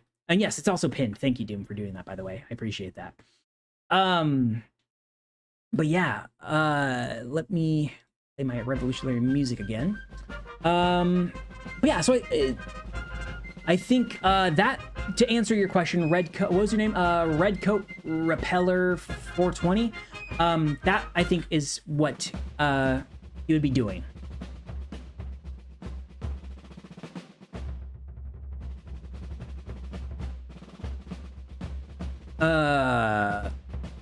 Oh, let's speedrun the PowerPoint.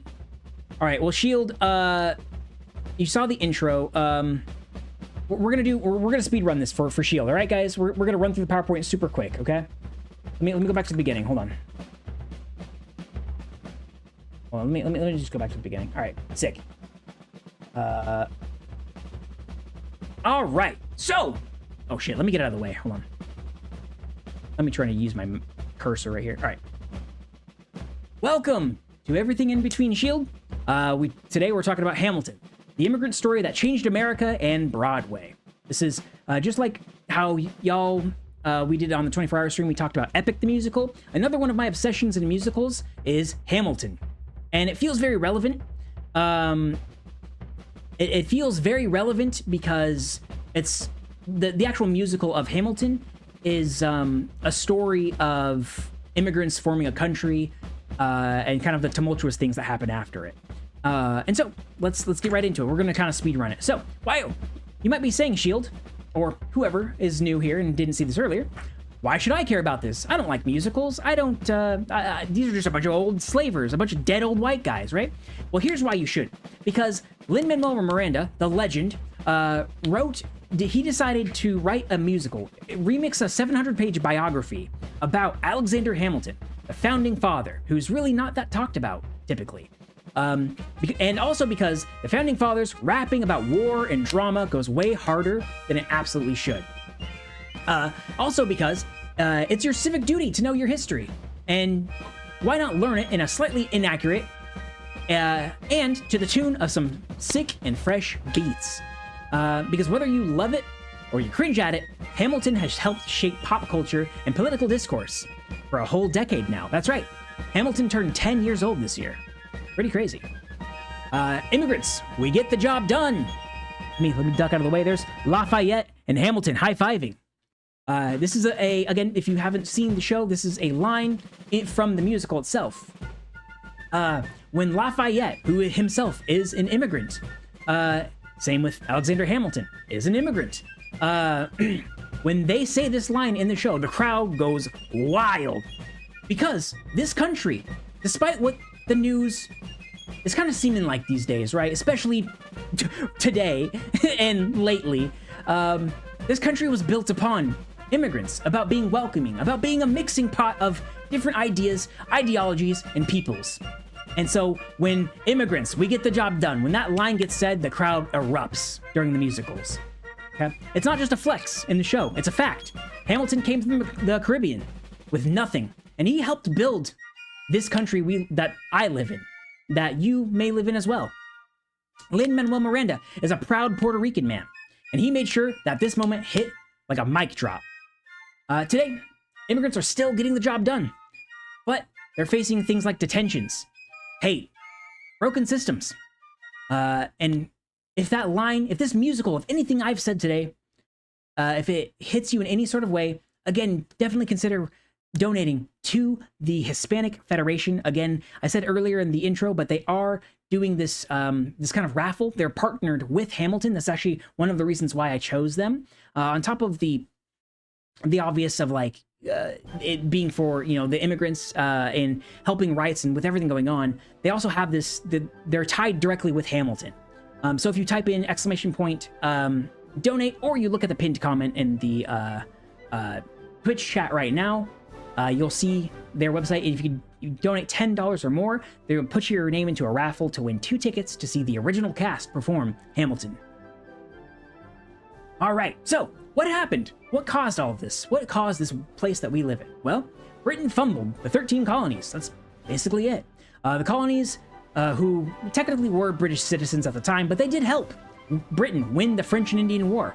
And what was their reward, you might ask? Oh, they were like, oh, hey, thanks for helping us. What do we get? Do we get, you know, our own place? Do we get more stuff? Nope. Actually, you just get hit with a bunch of taxes, basically. You get hit with the Stamp Act. You get hit with the Tea Act. You get hit with the Townshend Act, which is basically just tariffs. And they had no say about it. And spoiler alert, kind of echoing a little bit of modern history, they weren't too happy about that. So what things specifically happened? Things like the Boston Massacre happened in 1770. The Boston Tea Party happened in 1773. What happened as kind of a repercussion from Britain on that? Britain came back with what's called the Intolerable Acts. Basically, they set up a barricade and wouldn't let things get in without the okay from the British armies. So basically, all trade in Massachusetts completely came to a standstill. And yes, as my wife said, definitely this is real footage from that time period of throwing things into the harbor from the Boston Tea Party. This is definitely not footage from Assassin's Creed 3. Moving on. By 1775, the first shots were fired at Lexington and Concord, and the colonies were done asking nicely. Again, this is also real-life footage. George Washington, contrary to popular belief, actually rode in on a Challenger, a Dodge Challenger, into battle, holding an American flag. Pretty crazy. This is a real quote from that time period. It says, "We asked for a seat at the table, and England handed us the bill." Pretty rough, pretty rough. 1776, New York City. New York City was feral. The Brits were technically in charge, but the revolutionaries were like, okay, but like, what if you weren't? Newspapers were absolutely unhinged. Everyone was beefing. Then the Declaration dropped, and New York said, okay, bet, and tore down King George's statue and melted it into weapons. Iconic. Britain pulled up with 30,000 troops after that, and they're like, I'm sorry, you want to say that again? Go ahead. You were saying? And the Continental Army, they were broke, they were sleep deprived, they had to eat their horses, they were camping in Lower Manhattan, there were fires, there were spies, there was betrayal, just a lot of vibes, a lot of trauma. NYC always gets busy, yes, yes. So, let's go ahead and go through some of the characters of the cast of Hamilton. Right here, we've got the namesake of the show, Alexander Hamilton, played by in the musical by Lin Manuel-Miranda, the man who wrote the musical. So, what's your name, man? Alexander Hamilton. He was born broke. He wrote one banger of a letter and got yeeted straight to New York and started drama almost instantly. He went to King's College, which is now called Columbia, where he dropped political essays like they were mixtapes, just crumpling them up and pegging people in the head with it. He was that guy for like group projects who takes over and just does everything, and it's absolutely fire the whole time. Now, he was a bastard, meaning he didn't know his father. He was an orphan. His mother died very young. He was the son of a whore. His mother lived in the Caribbean, was a woman of the streets. Would they have streets? Regardless. Moving along. So, during the Revolution, we got George Washington, we got, you know the crew, you know the gang, right? Hamilton became one of George Washington's favorites. He wrote 10,000 letters, he begged George Washington to let him fight, and eventually, George Washington did. Instantly, Hamilton became an icon. He wrote all day, he wrote all night, kind of like he was running out of time. And, spoiler alert, everyone, if you haven't seen the musical, he did. And yeah, this is real footage of the war in the background, and definitely not promotional material for the game Assassin's Creed 3. All right? Don't worry about that. This is all completely accurate. So, he also proved himself to be way more than anyone ever bargained for, and met a cute little honey on the way, and her name was Eliza. So, moving along, this is after the war, post-war. He became the Secretary of the Treasury under George Washington. And Treasury Daddy just couldn't keep it in his britches.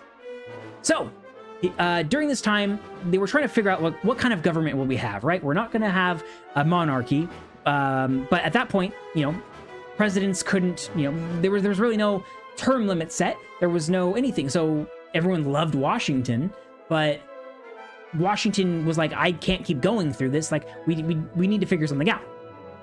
So, during that time, Hamilton proposed a new form of government, which was a federalist government.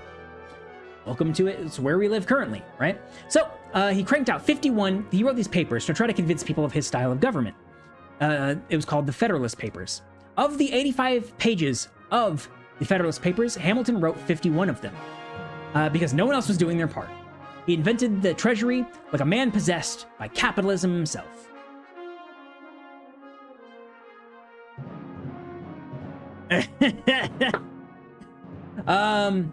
He was messy. He fought in almost 11 duels. Bro just couldn't shut up, and he wouldn't sit down. He wrote a whole tell-all about how he had an affair on his own wife. No one asked. He just did it. It was called the Reynolds Pamphlet. And actually, Shield, would you like to see what it was like with the Reynolds Pamphlet? Because he wrote a whole book, published it, basically, for everyone to see. So let's get a quick bird's eye view of what that would have been like in that moment. If let's say, all right, picture this: you're there, you're walking the streets of Yorktown or something, and this is what happens. Oh, sorry, wrong screen. All right, here we go. Extra, extra, read all about it. Alexander Hamilton publishes full confession of infidelity with Mrs. Maria Reynolds in self-authored 53-page publication featuring itemized expenses, emotional breakdowns, and several run-on sentences. Also includes multiple uses of the word satisfied in context that can only be described as deeply uncomfortable to the general public. Mr. Hamilton confirms not only the affair, but also pays hush money and explains in meticulous detail like a man who wrote his own cancellation notice on purpose. His wife, Eliza Hamilton, reportedly absent. Witnesses say she left without a word, leaving only burnt letters and a house so quiet it could scald you. Thomas Jefferson spotted doing a little jig next to the printing press. John Adams refused to comment, but his smirk is visible. Copies available now, hot off the press. There you go. That's what it would have been like. That's what it was like, dude. It's so the long and short of the Reynolds pamphlet is Hamilton was having an affair with a woman. Her husband found out, and the guy was like, well, hey, you can keep seeing my wife, but you have to pay me. And so Hamilton made that agreement. And then, as the country was getting put together, Thomas Jefferson, Burr, a few people came to him and were like, hey, we're noticing like some money is like missing. They were accusing him of embezzling money. And he said, no. This is my own money that I was using. Do you promise not to tell anyone if I tell you what happened? And they're like, bet, sure, fine, whatever. So he goes, okay, well, this is what happened. And he explains the situation. And they go, what the fuck? And they leave. And then he's like, well, fuck, they're going to use this against me politically. They're going to tell everyone. They're going to say I'm not an honest man. So therefore, I have to let the public know. I have to let the public know ahead of time. So what he did was he wrote the Reynolds pamphlet and published it for everyone to see, including his own wife, who he didn't tell. So that was a pimp named Wigback. That's pretty good, dude. That's pretty good. So yeah, let's continue with this here. The what? The housewives? Oh, sorry. Okay, hold on. My wife wants me to show right down here in the left-hand corner. You see, these are the real housewives of the 13 colonies. We got the housewives over here. I love it. They look real sassy. I think that's Thomas right there. And pretty rough. I like that George Washington looks like the sassiest out of all of them. That's good. I didn't notice that. That's good. W for my wife for making that. She found out like that? Yeah, she did. That's how she found out her husband was cheating.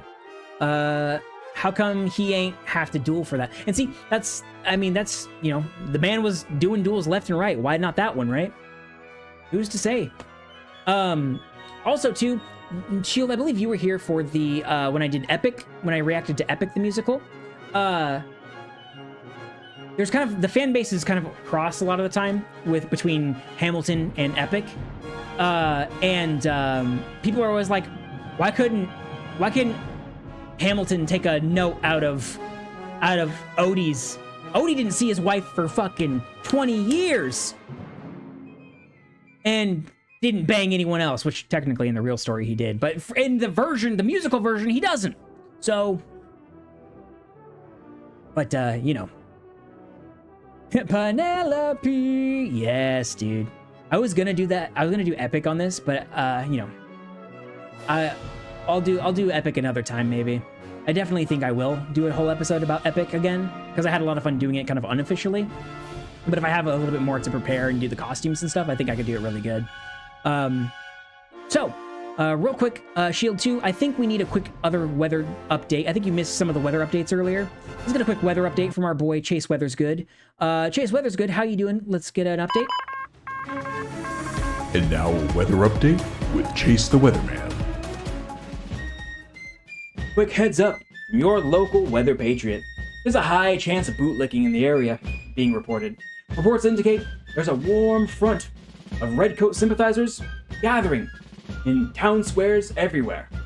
If you're the type who just thinks King George has some good ideas, you might want to take cover. Preferably under a different flag. Now, if you look at the map right over here, we've got a almost boat-shaped pressure zone forming just off the oh, sorry, guys, that's England. Hard to tell the difference, am I right? But look, if you're still loyal to the crown, go ahead and stick your tongue right up in here, right in that little crevice. Get really up in there. Give it a nice shine for old Georgie. Meanwhile, we're still seeing some foggy conditions in that region. We're calling it the spineless belt. Visibility low, courage even lower. So stay safe, everyone. Stay dry, and for the love of liberty, keep your dignity out of someone else's footwear. Today's warning brought to you by Redcoat's Choice Lube and Boot Polish. Because if you're gonna lick them, they better shine. Back to you, Chase. All right, thank you so much for the weather update, my friend. All right, back to the slideshow real quick. So yeah, basically Hamilton, messy bitch, right? A lot of messy, did a lot of good, did a lot of bad. What can you do, you know? What can you do? Moving along. So now we're gonna go through the cast of characters a little bit further, and we're gonna talk about Aaron Burr. This guy right here, Aaron Burr. Now, something I will say, if you look over on the right-hand side of your screen, you'll see Lin Manuel-Miranda playing Alexander Hamilton, and a man named Leslie Odom Jr. playing Aaron Burr. Now, it may come to a shock to some of you. The original founding fathers were not racially ambiguous great singers. I know, shocking. I was stunned when I found out. I was like, what? You're telling me that they were all just old white guys? That's insane. That's insane.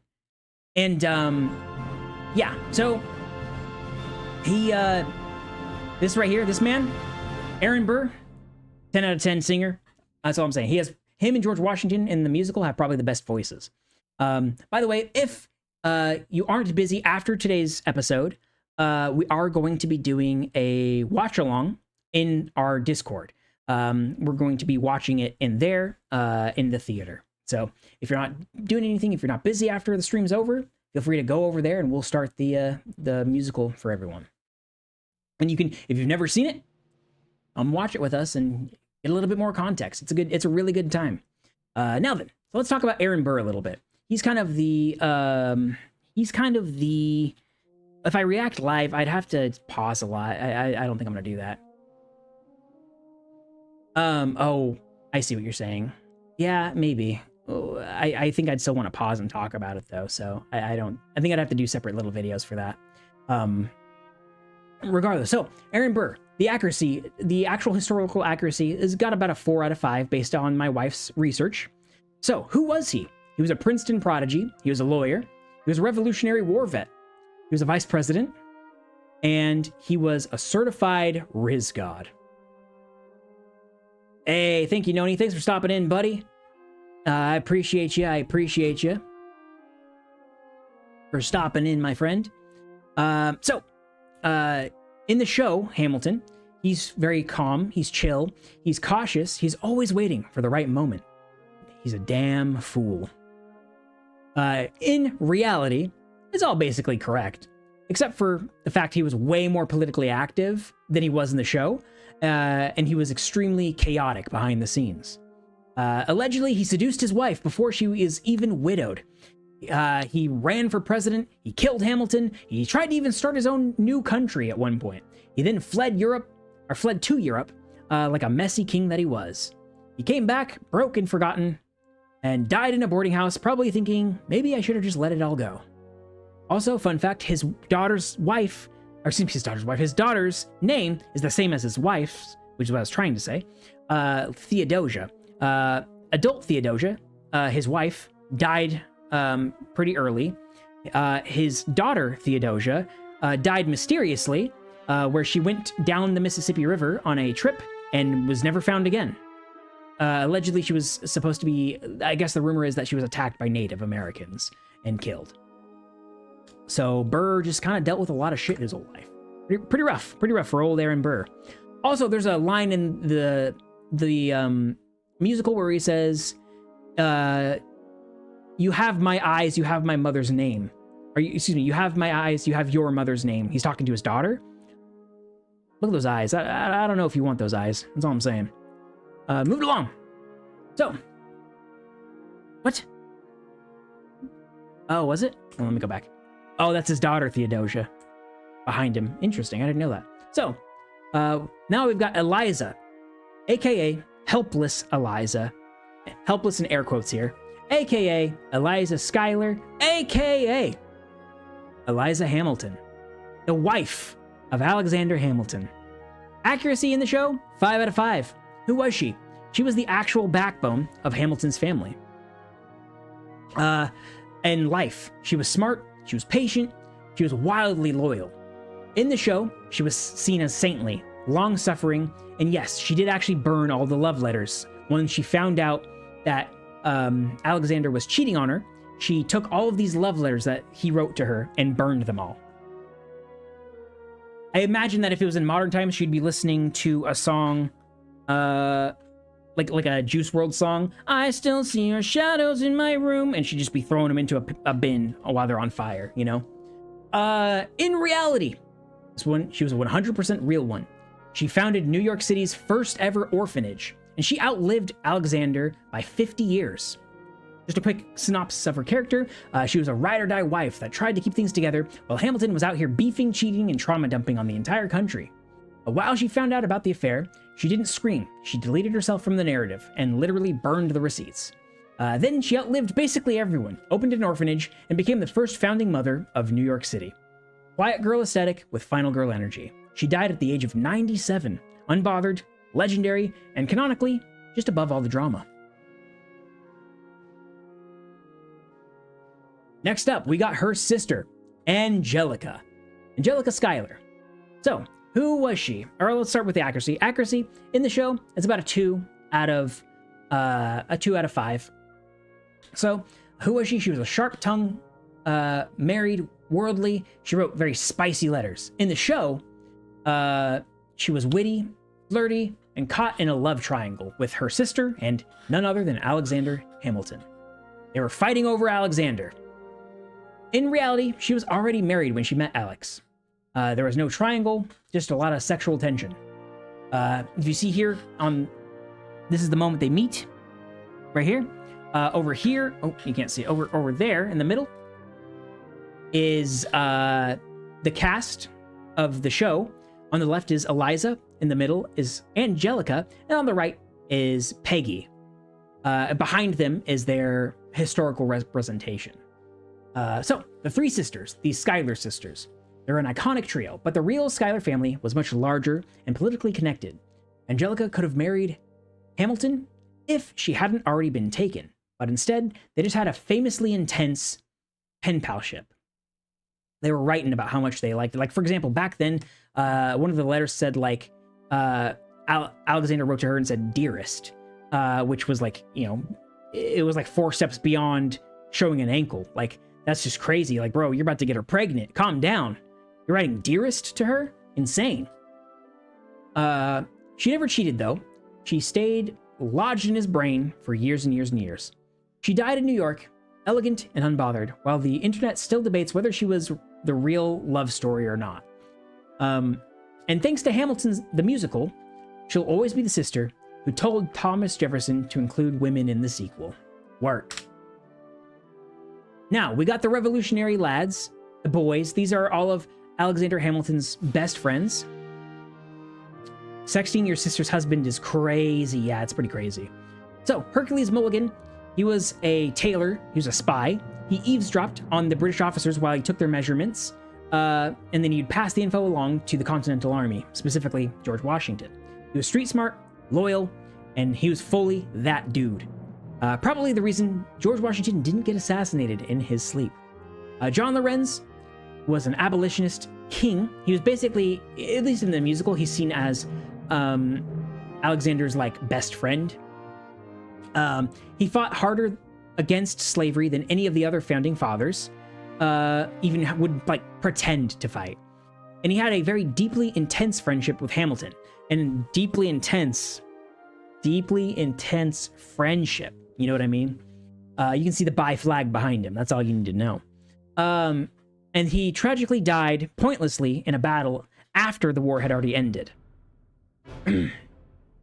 They all do look basically the same, historically speaking, yeah.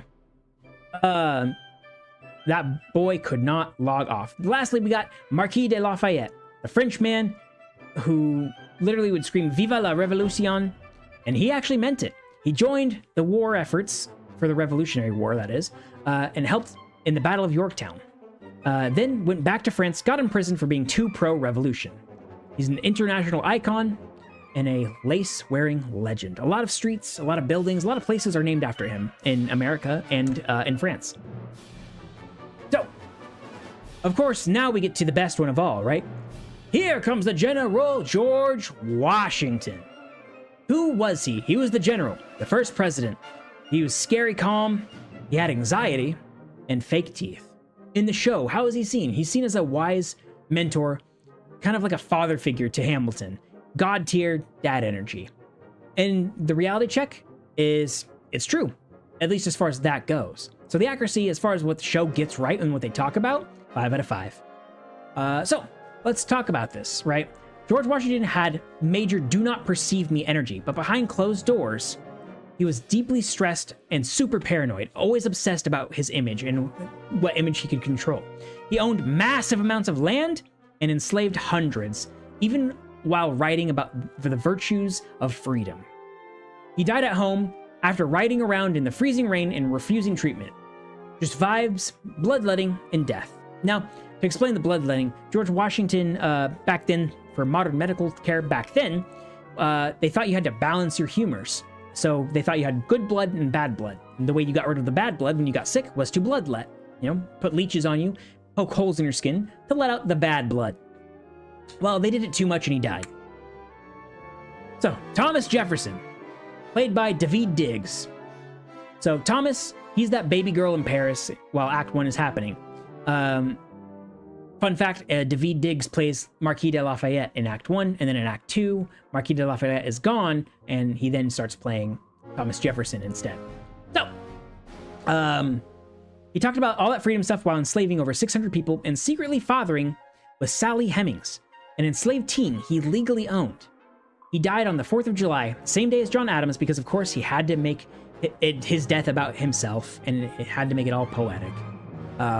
So, there's a little fun fact there. Also, that's why a lot of people of color in the States have names like Hamilton, Jefferson, Washington. It comes from slavery. It comes from stuff like this. So, what it got right? It got the immigrant origin story of Hamilton correct. It got the Burr-Hamilton rivalry correct. It got the duel where Hamilton dies correct. It got the post-war impact that Eliza had correct. It got the Yorktown win correct. And it got the cabinet drama correct. What it got a little creative with was Angelica's story and kind of how it was all involved. She wasn't single at the time when they met. Jefferson wasn't in the country for Act 1. Again, that's already been covered. We know that. Lafayette didn't stick around post Yorktown. Again, we know that. Moving along. The cabinet battles weren't literal rap battles. We wish they were, but they weren't. Vikings had actual similar like rap battles called flights. It would have been sick if that was adopted, but no. And the Reynolds affair was pretty exaggerated, but it was real. And that, my friends, is this full show, very kind of quickly speed run this time, of Everything and In Between, episode 1. Happy No King's Day, everyone who celebrates. And this was made by my beautiful and amazing wife. This whole slideshow was made by my wife, Lexi, aka Blasted Comb. It was made very fast, and she's very tired. Thank you very much. And let's get one more word from our boy, the weather boy. Let's get a couple of updates. And now a weather update with Chase the Weatherman. Folks, I have never been more proud to deliver a sunny day forecast in my life. The skies have cleared, the muskets are cooling, and the only thing being dumped into the harbor now, bodies of the redcoats. Am I right, ladies and gentlemen? That's right. We have won the war. We are now officially the United States of America. Freedom is rolling in like a warm breeze off the Chesapeake Bay. Expect liberty gusts of up to 76 miles per hour. It's time to retire those war coats and dig out the linen dreams you've always been thinking of. Because tomorrow, that's all potential and some beans, baby. And it's just in time, too. Sorry, I'm a little drunk. Just in time, too. We're all out of petticoats. Victory brought to you by Democratic Republican line of home goods. Now featuring anti-king mattress. Firm, independent, and doesn't let you roll to the right. It's yours before Adams declares the Constitution. Back to you, Shay. All right, let's get to one more. Just for some context real quick here, for anyone who doesn't know. So, the part of the story of Hamilton, and yes, thank you as well. Happy No King's Day to you, Mina Stokes. I appreciate it very much over on YouTube. So, real quick, let's run through a couple more updates with ChaseGamesGood to kind of wrap up this episode's very first inaugural episode of Everything and In Between.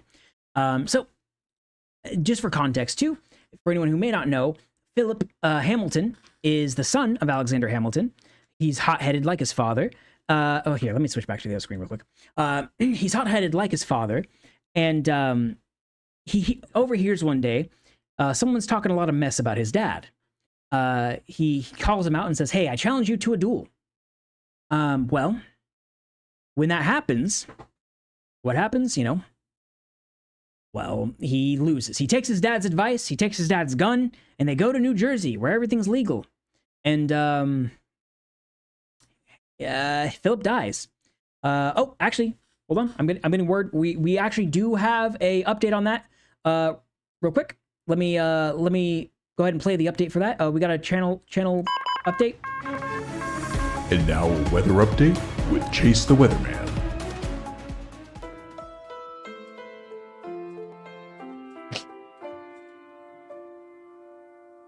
This is ChaseGamesGood with a very different kind of report today. We've got a deep cold front moving in, heavy clouds with grief over the tragic loss of a bright young voice. Philip, very son of our own Alexander Hamilton. He is no longer with us. He was a poet, dreamer, and a very poor duelist. You might say this forecast is full of rhyme for no reason. Expect gray skies and sudden bursts of tears.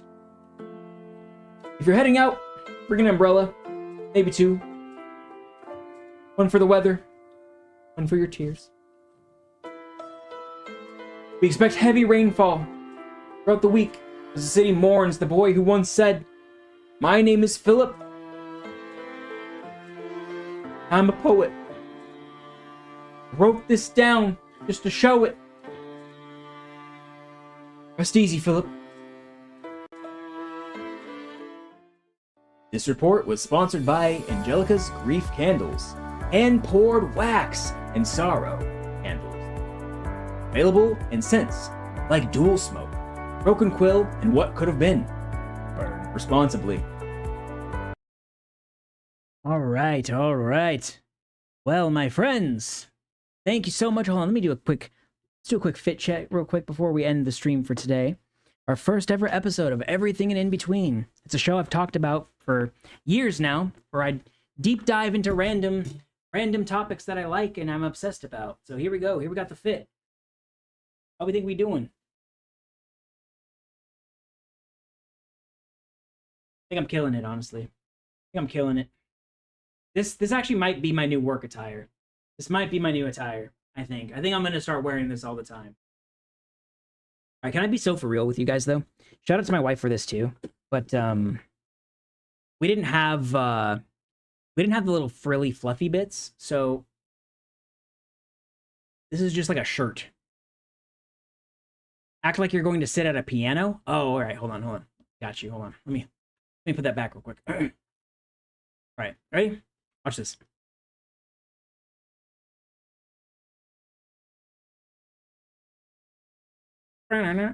Perfect. But yeah, dudes. Thank you so much, everyone, for anyone who hung out. I appreciate it very much. Logie, what's up, dude? Welcome in. Welcome in. You kind of missed the main thing. That's all good, dude. Welcome in, buddy. Hope you're doing well. Hope you're doing well. What is this? Okay. We talked about Hamilton, the musical. So if you want to watch the thing, we had fun little guest appearances by King George, a newsie. We learned some fun facts about it. And yeah, dude, we just kind of vibed for a little bit. Hope you're doing well, though, my friend. Okay. Yeah, sounds good. Thank you for that. Well, perfect, guys. I think that's going to be it for this episode of Everything and In Between. I hope you guys enjoyed it. I really had a lot of fun putting it all together. It was a lot of fun. And we learned a lot, hopefully, about Hamilton. We're, again, for anyone who missed it, you feel free to watch the VOD. It'll be live. I went through it twice, actually, because Shield missed it earlier. It felt... this is also a charity stream. If you see the pinned comment, you can go there and donate to the Hispanic Federation. It's no King's Day here in the US today. Kind of an unofficial holiday to stand up against people who think they're kings. So, it's a good time. It felt very relevant to the times, even before doing this.